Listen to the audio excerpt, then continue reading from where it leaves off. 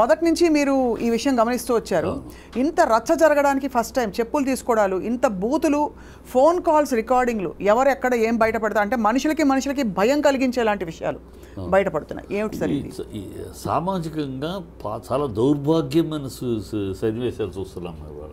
ఇప్పుడు వాళ్ళిద్దరూ భార్యాభర్తలు 11 ఏళ్ళు కలిసి బతుకున్నారు, 11-12 ఏళ్ళు దాదాపు కలిసి బతుకున్నారు. పెద్దలు ఒప్పుకోకపోతే గుళ్ళో పెళ్లి చేసుకున్నారు. ఆ అమ్మాయికి ఈ రాజతరుణ్కి అవసరమైనప్పుడు డబ్బులు కూడా అమ్మాయి ఇచ్చింది, నాకు ఆరంభంలో డబ్బులు ఆర్థిక సహాయం కూడా చేసింది, ఆర్థికంగా నిలబడింది నాకు తనే చెప్పాడు రాజతరుణ్ కూడా అనేకసార్లు. సో వాళ్ళిద్దరు ఉన్నారు. భార్యాభర్తలు అన్నాక గొడవలు వస్తాయి, తిట్టుకుంటారు, కొట్టుకుంటారు, బూతులు మాట్లాడుకుంటారు, బూతులు చేస్తారు, మనకు అనవసరం కదా. వాళ్ళ భార్యాభర్తలు వాళ్ళలో తేడాలు వచ్చినాయి, వాళ్ళిద్దరి మధ్య తేడాలు వచ్చినాయి. తేడాలు వస్తే ఆ అమ్మాయి నాకు కేసు వేస్తాను, నేను ఊరుకొని వదిలిపెట్టను అంది. ఏ ఆడదైనా అంటదమ్మ, ఏ ఆడదైనా తన భర్త మరొక అమ్మాయితోటి వ్యవహారంలో ఉన్నాడు అంటే, ఏ ఆడపిల్లైనా, అది డబ్బున్న ఆడపిల్ల అవ్వచ్చు, పేదింటి ఆడపిల్ల అవ్వచ్చు, ఏ ఆడపిల్లైనా తన భర్త మరొకరితోటి వెళ్తున్నాడు ఉన్నాడు ఏమాత్రం సూచన అందినా డెఫినెట్గా ఇలా మధ్యలో తను కూడా ఇంకో మనిషితో అనుబంధం పెట్టుకుంది అనే ఒక ఆరోపణ రాపాడక అని ఖచ్చితంగా అమ్మాయి స్పందిస్తుంది. స్పందించినాక స్పందించినప్పుడు అతనేమో డబ్బు కోసం అడిగింది అన్నాడు. ఫస్ట్ టాపిక్, నాకు డబ్బు వద్దు, నాకు మొగుడే కావాలంది. సో డబ్బు అనేది నువ్వు ఇచ్చిన రూపాయి ఇచ్చినా నాకు అవసరం లేదు, నాకు మొగుడు, నా భర్త నాకు కావాలి, అందుకు నేను కోర్టుకు వెళ్తాను పోలీసులు. ఎప్పుడైతే ఆ అమ్మాయి రిబెల్ అయ్యిందో, రిబెల్ అవ్వగానే ఇప్పుడు ఆ అమ్మాయిని క్యారెక్టర్ అసాసినేషన్ చేయడానికి తయారయ్యారు గ్రూప్. క్యారెక్టర్ అసాసినేషన్ నేను ఆ అమ్మాయికి సమర్థించి, క్యారెక్టర్ అమ్మాయి ఎవరితోటి మాట్లాడుతుంది, 11 ఏళ్ళుగా రాలేదే, 11 ఏళ్ళుగా ఈ అమ్మాయి ఎవరితోటి మాట్లాడుతుంది, ఇంకోటి 11 ఏళ్ళుగా రాలేదు. ఎప్పుడైతే ఆ అమ్మాయి గతమంతా చూడు, ఎప్పుడైతే అమ్మాయి రిబెల్ అయ్యిందో, నాకు ముగ్గుడే కావాలి డబ్బులు కాదు, మేము ఎవరు వస్తారు, నాకు ముగ్గుడే కావాలని ఎప్పుడైతే రిబెల్ అయ్యిందో ఆ పిల్ల, ఆ రిబెల్ అవ్వగానే మొత్తం ఆరోపణలు మొదలెట్టాయి. మధ్యలో అంటే వినిపిస్తున్న రకరకాల కథనాలు చిట్టి గారు. ఒకటి, వాళ్ళు పరస్పరం అంగీకారంతో వాటెవర్ విడిపోయిన తర్వాత, అంటే చట్టపరంగా కాదు, విడిగా వాళ్ళ దారులు వాళ్ళు చూసుకుంటున్న సమయంలో ఇతను మరి ఎవరితో వెళ్ళారో అది పక్కన పెడితే, ఈ అమ్మాయి వేరే సంబంధం పెట్టుకుంది ఇంకొక వ్యక్తితో. ఆ వ్యక్తికి ఇతనికి ఈ అమ్మాయికి మధ్య జరిగిన సంబంధానికి సంబంధించిన ప్రూఫ్స్ కూడా ఈ మధ్య కాలంలో బయటకు వచ్చాయి. అంటే ఇంత చెప్పాల్సిన అవసరం ఎందుకు వస్తుంది అంటే సార్, తప్పు ఎక్కడ జరుగుతుంది, తప్పు ఎక్కడ జరుగుతుంది అంటే అమ్మ, మనం క్లీన్గా విశ్లేషణ చేసుకుంటే, టోటల్ మ్యాటర్ని స్టడీ చేసుకుంటే తప్పు ఎక్కడ జరుగుతుంది. ఎప్పుడైతే ఈ అమ్మాయిని వదిలించుకోవాలని ప్రయత్నించాడు రాజతరుణ్ ఎప్పుడైతే అమ్మాయిని వదిలించుకోవాలనుకున్నాడు, పాత ఒక రోత కొత్త ఒక వింత అన్నట్టు, ఈ అమ్మాయి 11 ఏళ్ళు అయిపోయింది. ఆ అందాన్ని అనుభవించేసావు, ఆ అమ్మాయి వయస్సుని హరించేసావు, ఆ అమ్మాయి స్త్రీతత్వాన్ని తీసేసుకున్నావు, 11 ఏళ్ళు అయిపోయింది. ఇప్పుడు పాత ఒక రోత కొత్త ఒక వింత, ఇంకొక వ్యామోహం దొరికింది నీకు.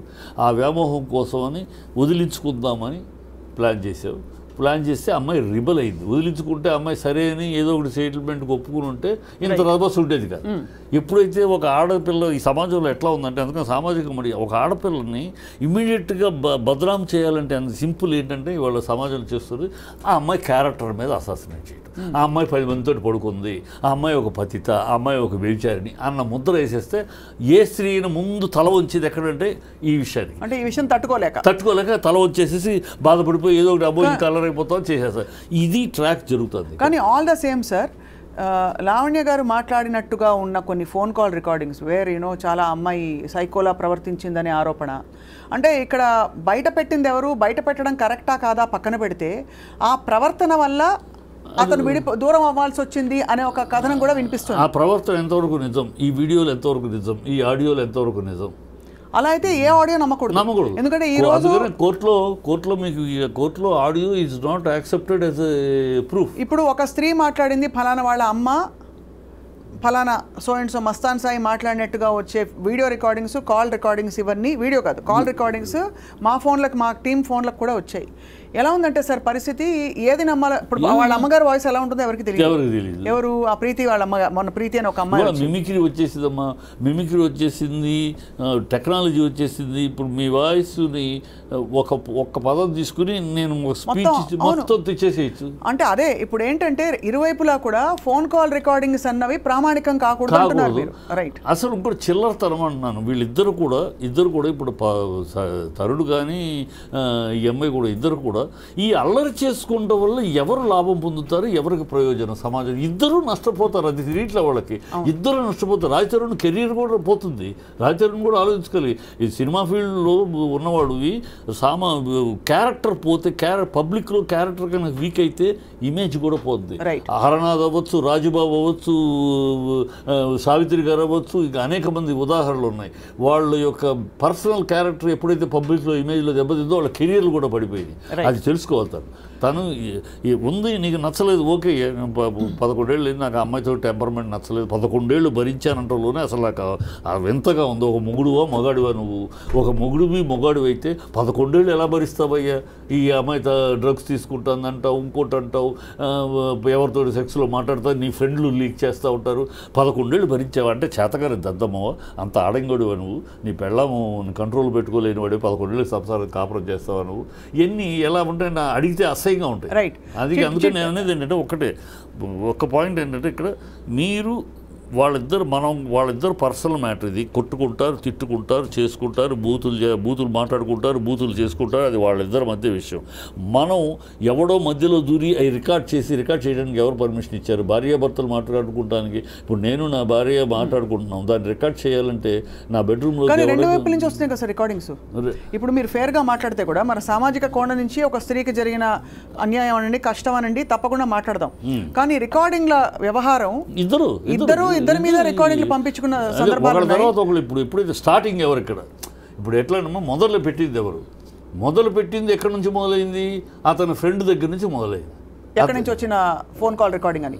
భార్యాభర్తలు తిట్టుకుంటే అమ్మాయి ఎంత బూతులు మాట్లాడుతుంది చూడండి. భార్యాభర్తలు మాట్లాడుకున్నప్పుడు మా అమ్మాయి బూతులు మాట్లాడింది. అది బెడ్రూమ్లో జరిగిన డిస్కషను. ఒక బెడ్రూమ్లో జరిగిన వాళ్ళిద్దరి మధ్య జరిగిన బెడ్రూమ్లోనూ హాల్లోనూ వాళ్ళ ఇంట్లో జరిగిన భార్యాభర్తల మధ్య జరిగిన డిస్కషను ఎట్లా బయటకు వస్తుంది? బయటికి ఎట్లా వస్తుంది? నేను పర్మిషన్ ఇస్తే, ఇప్పుడు నా భార్య నేను మాట్లాడుకున్నది లేదా నేను నా భార్య పర్మిషన్ ఇస్తే రికార్డ్ చేస్తారు. అంతేగాని మూడో మనిషి ఎలా రికార్డ్ చేయగలడమ్మా? అంటే ప్రీ ప్లాన్డ్ మర్డర్ అంటే ఈ అమ్మాయిని బదనాం చేయడానికి ప్రీ ప్లాన్డ్గా ఇవన్నీ రికార్డ్ చేశారా? ఇవన్నీ ప్లాన్ చేశారా? అనాలోచితంగా జరిగింది అంటానికి కనపట్ల. ఎందుకంటే ఛాన్సే లేని రికార్డింగ్ జరిగినాయి అంటే ప్రీ ప్లాన్. ఇక్కడ ఒకటి సార్, ఇక్కడ డ్రగ్స్ వ్యవహారం ఒకటి మధ్యలోకి రావడంతో సమస్య మరింత జటిలమయ్యి ఇక్కడ మధ్యలో మధ్యవర్తులు కొంతమంది వచ్చి నాకు బలవంతంగా డ్రగ్స్ ఇచ్చారని చెప్పడం, వాంగ్మూలం ఇవ్వడం, ఈ అమ్మాయి కూడా రిమాండ్లో ఉండడంతో ఏమైందంటే ఇక్కడ వీళ్ళ మధ్య జరిగిన ఈ గొడవ ఏదైతే ఉందో అది పక్కకెళ్ళి ఇక్కడ వచ్చి వీళ్ళిద్దరి మధ్య గొడవ దాటేసి అది ఆ పరిధి దాటి బయటకు వచ్చేసింది.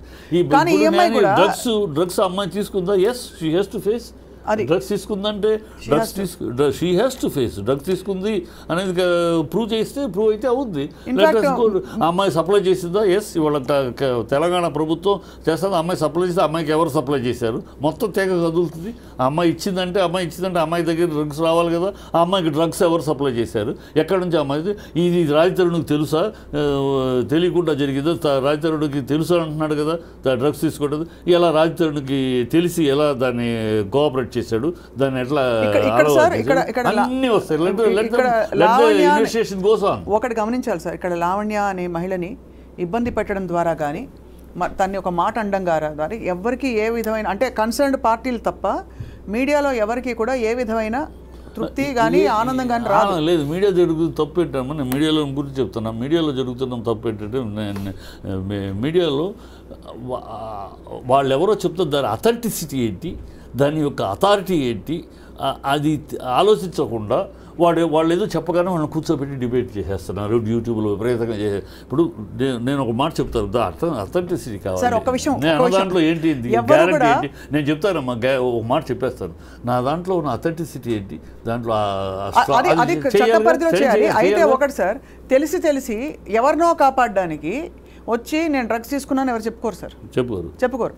డ్రగ్స్ తీసుకున్నాను అంటే వాళ్ళు బలవంతంగా ఇచ్చిన ఉదాహరణకి మన దేశంలో ఎక్కడైనా ఎవరి మీద అత్యాచారం జరిగితే అఘాయిత్యం వాడిదే తప్ప అంటే కూడా చెప్పుకోరు బయట. డ్రగ్స్ తీసుకుంటున్న ఇచ్చింది అని ఇవాళ చెప్తారేంటి?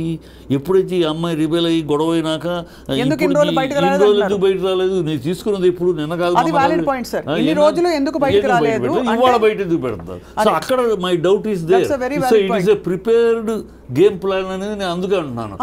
జస్ట్ లైక్ సార్ మీరు అనడం అంటే ఇది ఆథెంటిసిటీ వెరిఫై చేసుకోవాలని, ఇది ఆథెంటిక్ కాదు గేమ్ ప్లాన్ అనడానికి కూడా మన దగ్గర ఆధారాలు లేవు. ఎందుకంటే నేను అన్నట్టు ఎవరు వాళ్ళ పరువుని పక్కన పెట్టి నేను డ్రగ్స్ తీసుకున్నాను, ఎస్ నాకు బలవంతంగా నోట్లో పెట్టేశారు కొన్ని రోజులని, ఎందుకంటే వీళ్ళ వీడియోలు కూడా ఈరోజు బయటపడ్డాయి, చాలా వీడియోలు మనకు వచ్చాయి. లావణ్య ఈరోజు లావణ్య దోషులు కానీ లావణ్య వాళ్ళు ఫోన్లు చేశారు కనుక నేను చేసి రికార్డ్ చేశాను అనే logic I will not accept. వాళ్ళు తప్పు చేశారంటే నువ్వు చేస్తావా? వాళ్ళు తప్పు చేశారు, వాళ్ళు దొంగతనంగా రికార్డ్ చేసి నేను బదనాం చేయటం, అదే తప్పు నువ్వు చేయటంలో. ఎందుకంటే సార్ సహజంగా మనది స్త్రీ పక్షపాత సమాజం, తప్పకుండా అది అలాగే ఉండాలి కూడా. ఎందుకంటే స్త్రీలకు జరిగే అన్యాయాలు అన్ని కావు. అంటే ఎక్కడ ఒక స్త్రీ గొంతు చించుకుని అరిస్తేనే, అది అరిస్తే ఎదురు తిరిగితే ఈ సమాజంలో సమాధానం దొరికి ఎదిరితే రెండోది కూడా రెండు రకాలు ఉన్నాయమ్మా. ఆడపిల్ల ఎదురు తిరిగితే ఆ అమ్మాయిని ఏ విధంగా అణచాలి అనడానికి క్యారెక్టర్ అసాసినేషన్ ఒక్కటే ఆయుధం మగవాడి చేతిలో, సమాజం చేతిలో ఉన్నది. ముందు క్యారెక్టర్ అసాసినేషన్ చేస్తారు, అనగానే అమ్మాయి 10 మందిలో బదనాం అయిపోద్ది. ఒక చెడు ముద్ర, ఇది చెడిపోయిన ఆడది, ఇది 10 మందితో తిరిగే ఆడది అని ఒక ముద్ర వేసేస్తే ఆ అమ్మాయి ఆవేశం ఆగిపోద్ది. అది ఇది ఎవరు వచ్చారు చూడండి సార్ స్క్రీన్ మీద. ఇది tactics. Lavanya hi Lavanya. Hello ma'am. Lavanya, నాకు త్రిపురనేని చెట్టి గారు ఇక్కడ స్టూడియోలో ఉన్నారు. అవును. Hello sir. Thank you sir. నేను మీ వీడియోస్ చూస్తున్నాను. నాకు మీ దగ్గర మీ నంబర్ లేదు సార్. నేను చాలా సార్లు అనుకున్నాను మీకు అప్రోచ్ అవ్వాలని. లావణ్య, ఇవాళ ఫర్ చేంజ్ సార్ ఈ విషయం చాలా రచ్చ అయ్యి అరుచుకుంటూ కొట్టుకుంటూ తిట్టుకుంటూ ఇలా జరిగిన అంటే డిస్కషన్స్కి చర్చలకి భిన్నంగా ఇవాళ చాలా కామ్గా ఐ థింక్ మనం మాట్లాడాలి ఈ విషయం. ఇక్కడ ఎవరిని సమర్థించడం కాదు, సమర్థించడం ఎవరిని వ్యతిరేకించడం కాదు, సామాజిక దృష్టిలో మాట్లాడదు.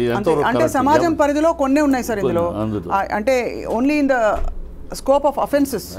మిగతాది వ్యక్తిగత విషయాలు మనకు అనవసరం. ఎవరికి ఎంతమంది బంధాలు ఉన్నారు ఏమిటి అన్నది అది వాళ్ళు కోర్టు పరిధిలో తేల్చుకోవాలి అది. కాబట్టి సో అన్ఫార్చునేట్ థింగ్ ఏంటంటే సార్ మీరు అన్నట్టుగా నిజంగానే ఈ విషయంలో ఈ ఆడియోలు, ఫోటోగ్రాఫ్లు ఇవన్నీ బయట పెడుతున్న ప్రక్రియలో ఒకళ్ళ మీద ఒకళ్ళు బురద జల్లుకున్నారు. కానీ ఒకటే ఏంటంటే అదే సో అలా సార్ అంటే జరిగిన విషయాలన్నీ కూడా ఒక విధమైన ఆక్వర్డ్నెస్లో తీసుకెళ్లారు. స్టేజ్ దాటి ఒక 4 గోడల మధ్య కోర్టు గోడల మధ్య తేలవలసిన విషయాన్ని బజారుకు తీసుకొచ్చారు.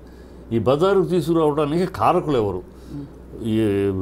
ఇప్పుడు every action will have a reaction అన్నట్టు ఆ యాక్షన్కి రియాక్షనా లావణ్యదే యాక్షనా వాళ్ళది రియాక్షనా అని మనం డిస్కస్. నా ఉద్దేశంలో